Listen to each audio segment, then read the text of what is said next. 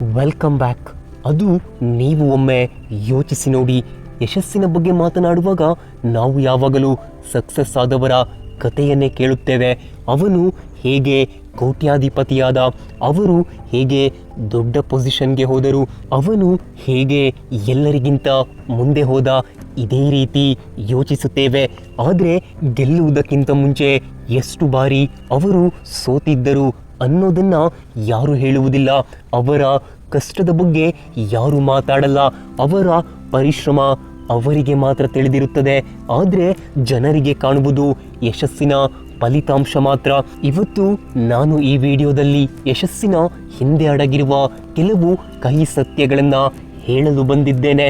ನಾನು ಹೇಳುವ ಈ ಸತ್ಯಗಳು ಕೇಳಲು ಕಷ್ಟವಾಗಬಹುದು, ಆದರೆ ನೀವು ನಿಜವಾಗಿ ಅದನ್ನು ಅರ್ಥ ಮಾಡಿಕೊಂಡರೆ ನಿಮ್ಮ ಜೀವನದಲ್ಲಿ ಬರುವ ಅನೇಕ ಕಷ್ಟಗಳನ್ನು ಎದುರಿಸಿ ಮುನ್ನಡೆಯಬಹುದು. ಹಾಗಾದರೆ ಬನ್ನಿ, ಅದನ್ನೇ ಈಗ ಹಂತ ಹಂತವಾಗಿ ವಿವರಿಸುತ್ತೇನೆ. ಮೊದಲನೇ ಸತ್ಯ ಏನೆಂದರೆ, ಎಲ್ಲರೂ ನಿಮ್ಮನ್ನು ಅರ್ಥ ಮಾಡಿಕೊಳ್ಳುವುದಿಲ್ಲ. ನೀವು ದೊಡ್ಡ ಕನಸು ಕಾಣಲು ಪ್ರಾರಂಭಿಸಿದಾಗ ನಿಮ್ಮ ಸುತ್ತಲಿರುವ ಕೆಲವರು ನಿಮ್ಮನ್ನು ನೋಡಿ ನಗಬಹುದು.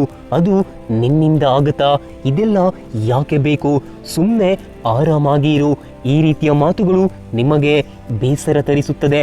ಆದರೆ ಇಲ್ಲಿ ಒಂದನ್ನು ನೆನಪಿಡಿ, ನಿಮ್ಮ ಕನಸನ್ನು ನೀವು ನೋಡಿದ್ದೀರಿ, ಅವರು ನೋಡಿಲ್ಲ. ನಿಮ್ಮ ಮನಸ್ಸಿನಲ್ಲಿ ಏನಿದೆ ಅನ್ನೋದು ನಿಮಗೆ ಗೊತ್ತು, ನಿಮ್ಮೊಳಗೆ ಎಷ್ಟು ಸಾಮರ್ಥ್ಯ ಇದೆ ಅನ್ನೋದು ನಿಮಗೆ ಗೊತ್ತು. ಹಾಗಾಗಿ ಪ್ರತಿಯೊಬ್ಬರು ನಿಮ್ಮನ್ನ ಅರ್ಥ ಮಾಡಿಕೊಳ್ಳಬೇಕು ಅನ್ನೋ ನಿರೀಕ್ಷೆ ಇಟ್ಟುಕೊಳ್ಳಬೇಡಿ. ನಿಮ್ಮನ್ನ ನೀವು ಮೊದಲು ನಂಬಿ. ಇನ್ನು ಎರಡನೇ ಸತ್ಯ, ಯಶಸ್ಸಿನ ದಾರಿಯಲ್ಲಿ ನೀವು ಒಬ್ಬಂಟಿಯಾಗುತ್ತೀರಿ. ಅದು ನೀವು ಪ್ರತಿದಿನ ಮಾತನಾಡುತ್ತಿದ್ದ ಕೆಲವರು ನಿಮ್ಮ ಜೀವನದಿಂದ ನಿಧಾನವಾಗಿ ದೂರವಾಗಬಹುದು. ನೀವು ಎಂಜಾಯ್ ಮಾಡುತ್ತಿದ್ದ ವಿಷಯಗಳು ನಿಮಗೆ ಅಷ್ಟೊಂದು ಇಂಪಾರ್ಟೆಂಟ್ ಆಗದೆ ಇರಬಹುದು.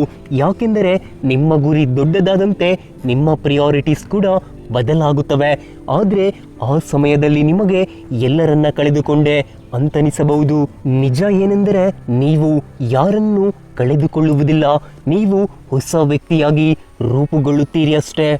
ಇನ್ನು ಮೂರನೇ ಸತ್ಯ, ನೀವು ಎಷ್ಟು ಕಷ್ಟಪಟ್ಟರೂ ರಿಸಲ್ಟ್ ತಕ್ಷಣ ಸಿಗುವುದಿಲ್ಲ. ಈ ಸತ್ಯ ಬಹಳ ಜನರಿಗೆ ಅರ್ಥವಾಗದೆ ಹೋಗುತ್ತದೆ. 1 ತಿಂಗಳು ಎಫರ್ಟ್ ಹಾಕ್ತಾರೆ, ರಿಸಲ್ಟ್ ಬರಲ್ಲ. 2 ತಿಂಗಳು ಪ್ರಯತ್ನಿಸುತ್ತಾರೆ, ಏನು ಬದಲಾವಣೆ ಆಗಲ್ಲ. ಆಮೇಲೆ ನನ್ನಿಂದ ಆಗಲ್ಲ ಅಂತ ಸುಮ್ಮನೆ ಆಗ್ತಾರೆ. ಪ್ರಯತ್ನಕ್ಕೆ ಪ್ರತಿಫಲ ತಕ್ಷಣ ಸಿಗುವುದಿಲ್ಲ. ನಿಧಾನವಾಗಿ ಬೆಳೆಯುತ್ತಿದ್ದೀರಿ ಅಂತ ನಿಮ್ಮನ್ನು ನೀವು ಕಡಿಮೆ ಅಂತ ಅಂದಾಜು ಮಾಡಬೇಡಿ. ಇನ್ನು 4ನೇ ಸತ್ಯ, ಕಂಫರ್ಟ್ ಝೋನಿಂದ ಹೊರಬರಬೇಕು. ಹೌದು, ಕಂಫರ್ಟ್ ಝೋನ್ ಒಳಗೆ ಸಕ್ಸಸ್ ಸಿಗಲ್ಲ. ಸಕ್ಸಸ್ ಪಡೆಯಬೇಕಾದರೆ ತ್ಯಾಗ ಮಾಡಲು ಕೂಡ ಸಿದ್ಧರಾಗಬೇಕು.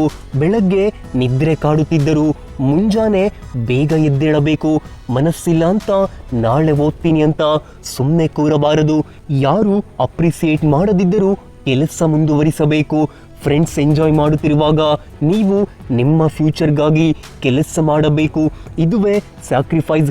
ಯಾಕೆಂದರೆ ಇವತ್ತು ನೀವು ಕಂಫರ್ಟ್ ಝೋನ್ ಒಳಗೆಯೇ ಇದ್ದರೆ ನಾಳೆ ಅದೇ ಕಂಫರ್ಟ್ ಝೋನ್ ನಿಮಗೆ ದೊಡ್ಡ ರಿಗ್ರೆಟ್ ಆಗಬಹುದು. ಆದರೆ ಇವತ್ತು ನೀವು ಸ್ವಲ್ಪ ಕಷ್ಟಪಟ್ಟು ಎಫರ್ಟ್ ಹಾಕಿದರೆ ನಾಳೆ ಅದೇ ನಿಮ್ಮ ಜೀವನ ಬದಲಾಯಿಸಬಹುದು. ಇನ್ನು 5ನೇ ಸತ್ಯ, ಫೇಲ್ಯೂರ್ ಬಂದಾಗ ನಿಮ್ಮನ್ನ ನಂಬುವವರಿಗಿಂತ ನಿಮ್ಮನ್ನ ಪ್ರಶ್ನಿಸುವವರು ಹೆಚ್ಚಾಗಬಹುದು. ನೀವು ಸೋತಾಗ ಕೆಲವರು ಹೇಳ್ತಾರೆ, ನೋಡಿದ್ಯಾ ನಾನು ಮೊದಲೇ ಹೇಳಿದ್ದೆ ನಿನ್ನಿಂದ ಆಗಲ್ಲ ಅಂತ. ಅವರ ಆ ಮಾತು ನಿಮ್ಮ ಆತ್ಮವಿಶ್ವಾಸವನ್ನ ಕುಗ್ಗಿಸಿ ಬಿಡುತ್ತದೆ. ಆದರೆ ಒಂದು ಫೇಲ್ಯೂರ್ ನಿಮ್ಮ ಸಾಮರ್ಥ್ಯವನ್ನ ನಿರ್ಧರಿಸುವುದಿಲ್ಲ. ನೀವು ಸೋತಿರಬಹುದು, ಆದರೆ ಅದೇ ಸೋಲು ಶಾಶ್ವತವಲ್ಲ. ಒಂದು ಪ್ರಯತ್ನ ವಿಫಲವಾಗಿದೆ ಅಷ್ಟೇ, ಮತ್ತೆ ಮರು ಪ್ರಯತ್ನಿಸಬಹುದಲ್ಲವೇ, ಬೇರೆ ದಾರಿಯಲ್ಲಿ ನಡೆಯಬಹುದಲ್ಲವೇ, ತಪ್ಪಿನಿಂದ ಕಲಿತು ಮತ್ತೆ ಹೊಸದಾಗಿ ಆರಂಭಿಸಬಹುದು. ಆದರೆ ಒಂದು ಫೇಲ್ಯೂರ್ಗಾಗಿ ನಿಮ್ಮ ಕನಸನ್ನೇ ಕೊಂದು ಹಾಕಬೇಡಿ. ಯಾಕೆ ಅಂದರೆ ಕೆಲವೊಮ್ಮೆ ಗೆಲುವಿಗೆ ಹೋಗುವ ದಾರಿಯಲ್ಲೇ ಫೇಲ್ಯೂರ್ ಒಂದು ತಿರುವಾಗಿರುತ್ತದೆ. ಇನ್ನು 6ನೇ ಸತ್ಯ, ಮೋಟಿವೇಶನ್ ಯಾವಾಗಲೂ ನಿಮ್ಮ ಜೊತೆ ಇರುವುದಿಲ್ಲ. ಕೆಲವು ದಿನ ನಿಮಗೆ ತುಂಬ ಎನರ್ಜಿ ಇರುತ್ತದೆ, ನಾನು ಎಲ್ಲವನ್ನ ಮಾಡುತ್ತೇನೆ ಅನಿಸುತ್ತದೆ. ಆದರೆ ಇನ್ನು ಕೆಲವು ದಿನ ಬೆಳಗ್ಗೆ ಬೇಗ ಎದ್ದೇಳಲು ಮನಸ್ಸೇ ಆಗಲ್ಲ. ಮೋಟಿವೇಶನ್ಗಾಗಿ ಪ್ರತಿದಿನವೂ ಕಾಯಬಾರದು. ಯಶಸ್ಸನ್ನು ಪಡೆಯುವವರು ಪ್ರತಿದಿನ ಮೋಟಿವೇಟೆಡ್ ಆಗಿ ಇರುವುದಿಲ್ಲ. ಪ್ರತಿದಿನ ತಮ್ಮ ರೂಟೀನ್ ಫಾಲೋ ಮಾಡ್ತಾರೆ. ಮನಸ್ಸಿದ್ದಾಗ ಕೆಲಸ ಮಾಡುವುದು ಸಹಜ, ಆದರೆ ಮನಸ್ಸಿಲ್ಲದಿದ್ದರೂ ಕೆಲಸ ಮಾಡಿದಾಗಲೇ ಸಾಧನೆ ಮಾಡಲು ಸಾಧ್ಯವಾಗುತ್ತದೆ. ಇನ್ನು 7ನೇ ಸತ್ಯ, ಪದೇ ಪದೇ ಯಾರು ಬಂದು ನಿಮ್ಮನ್ನ ಸೇವ್ ಮಾಡುವುದಿಲ್ಲ. ಒಂದು ದಿನ ಯಾರಾದರೂ ಬಂದು ನಿಮ್ಮ ಪ್ರಾಬ್ಲಮ್ಸ್ ಎಲ್ಲ ಸಾಲ್ವ್ ಮಾಡ್ತಾರೆ ಅಂತ ಕಾಯುತ್ತಿದ್ದರೆ ಅದು ಕೇವಲ ಭ್ರಮೆ ಅಷ್ಟೇ. ನಿಮ್ಮ ಲೈಫ್ ನಿಮ್ಮ ರೆಸ್ಪಾನ್ಸಿಬಿಲಿಟಿ, ನಿಮ್ಮ ಫ್ಯೂಚರ್ ನಿಮ್ಮ ರೆಸ್ಪಾನ್ಸಿಬಿಲಿಟಿ, ನಿಮ್ಮ ಡ್ರೀಮ್ಸ್ ನಿಮ್ಮ ರೆಸ್ಪಾನ್ಸಿಬಿಲಿಟಿ. ಜನರು ಕೇವಲ ಅಡ್ವೈಸ್ ಕೊಡಬಹುದು ಅಷ್ಟೇ, ಒಂದು ಟೈಮ್ ಸಪೋರ್ಟ್ ಮಾಡಬಹುದು ಅಷ್ಟೇ, ಆದರೆ ನಿಮ್ಮ ಪರವಾಗಿ ಯಾರು ನಿಮ್ಮ ಜೀವನವನ್ನು ಬದುಕಲು ಸಾಧ್ಯವಿಲ್ಲ. ಇನ್ನು 8ನೇ ಸತ್ಯ, ಕೆಲವೊಮ್ಮೆ ನಿಮ್ಮ ಮೇಲೆ ನಿಮಗೆ ಡೌಟ್ ಬರುತ್ತದೆ.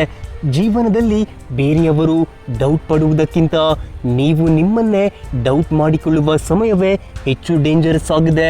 ನನ್ನಿಂದ ಆಗತ್ತಾ, ಯಾಕೋ ಭಯ ಆಗತ್ತೆ, ಒಂದು ವೇಳೆ ಹಾಗಾಗಿಲ್ಲ ಅಂದರೆ ಜನ ನೋಡಿ ನಕ್ರೆ. ಈ ಡೌಟ್ಸ್ಗಳು ನಿಮ್ಮ ಮನಸ್ಸಿನಲ್ಲಿ ಬರ್ತವೆ. ಆದರೆ ಏನೇ ಪ್ರಶ್ನೆಗಳು ಬಂದರೂ ಗುರಿ ಕಡೆಗೆ ಹೋಗುವಾಗ ಜರ್ನಿ ಸ್ಟಾಪ್ ಮಾಡಬಾರ್ದು. ಧೈರ್ಯ ಅಂದರೆ ಭಯ ಇಲ್ಲದೆ ಇರೋದು ಅಂತ ಅಲ್ಲ, ಭಯ ಇದ್ದರೂ ನಾನು ಮುಂದೆ ಹೋಗ್ತೀನಿ, ಸಕ್ಸಸ್ ಆಗ್ತೀನಿ ಅನ್ನೋ ಕಾನ್ಫಿಡೆನ್ಸ್. ಇನ್ನು 9ನೇ ಸತ್ಯ, ಸಕ್ಸಸ್ ಆದ ಮೇಲೆ ಮಾತ್ರ ಜನ ಗುರುತಿಸುತ್ತಾರೆ. ನೀವು ಸ್ಟ್ರಗಲ್ ಮಾಡ್ತಿರ್ಬೇಕಾದ್ರೆ, ಕಷ್ಟ ಅಂತ ಸುಮ್ಮನೆ ಇದ್ದಾಗ ಜನ ಇವನು ನಮ್ಮವನು ಅಂತ ಬಂದು ಹೆಲ್ಪ್ ಮಾಡಲ್ಲ, ಯಾರೋ ಗೊತ್ತಿಲ್ಲ ಅನ್ನೋ ಥರ ಇರ್ತಾರೆ. ಆದರೆ ಸಕ್ಸಸ್ ಆದಮೇಲೆ ನಾನು ಮೊದಲಿನಿಂದಲೂ ಅವನನ್ನು ನೋಡಿದ್ದೆ, ಸಪೋರ್ಟ್ ಮಾಡಿದ್ದೆ, ಅವನು ಒಳ್ಳೆಯವನು ಅಂತ ಹೇಳ್ತಾರೆ. ಇದುವೇ ಜೀವನದ ರಿಯಾಲಿಟಿ. ಆದ್ದರಿಂದ ಜನರು ನಿಮ್ಮನ್ನು ನೋಟಿಸ್ ಮಾಡಬೇಕು ಅಂತ ಕೆಲಸ ಮಾಡಬೇಡಿ.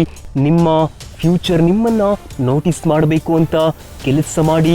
ಇವತ್ತು ಯಾರು ಚಪ್ಪಾಳೆ ತಟ್ಟಿಲ್ಲ ಅಂತ ತಲೆ ಕೆಡಿಸಿಕೊಳ್ಳಬೇಡಿ. ನೀವು ನಿಮ್ಮ ಜರ್ನಿಯನ್ನು ಮುಂದುವರಿಸಿ. ಒಂದು ದಿನ ನಿಮ್ಮ ರಿಸಲ್ಟ್ ನಿಮ್ಮ ಪರವಾಗಿ ಮಾತನಾಡುತ್ತದೆ. ಇನ್ನು ಕಡೆಯ ಮತ್ತು 10ನೇ ಸತ್ಯ, ಸಕ್ಸಸ್ ಸಿಗುವುದು ತಡವಾಗುತ್ತದೆ, ಆದರೆ ಅದು ಸೋಲು ಅಂತ ಅಲ್ಲ. ನಿಮಗೂ ಒಂದು ಟೈಮ್ ಬರುತ್ತೆ. ಹೌದು, ಬೇರೆಯವರು ನಿಮಗಿಂತ ಮುಂದೆ ಹೋಗಿರಬಹುದು. ನಿಮ್ಮ ಫ್ರೆಂಡ್ಸ್ ಜಾಬ್ ಮಾಡ್ತಾ ಇರಬಹುದು, ಯಾರಾದರೂ ಬಿಸ್ನೆಸ್ ಸ್ಟಾರ್ಟ್ ಮಾಡಿರಬಹುದು, ಒಂದೇ ವರ್ಷದಲ್ಲಿ ಸಕ್ಸಸ್ ಆಗಿರಬಹುದು. ಅದನ್ನು ನೋಡಿ ನೀವು ನಾನು ಮಾತ್ರ ಯಾಕೆ ಇನ್ನೂ ಹೀಗೆ ಇದ್ದೀನಿ ಅಂತ ನಿಮ್ಮನ್ನು ನೀವು ಪ್ರಶ್ನಿಸಿಕೊಳ್ಳಬಹುದು.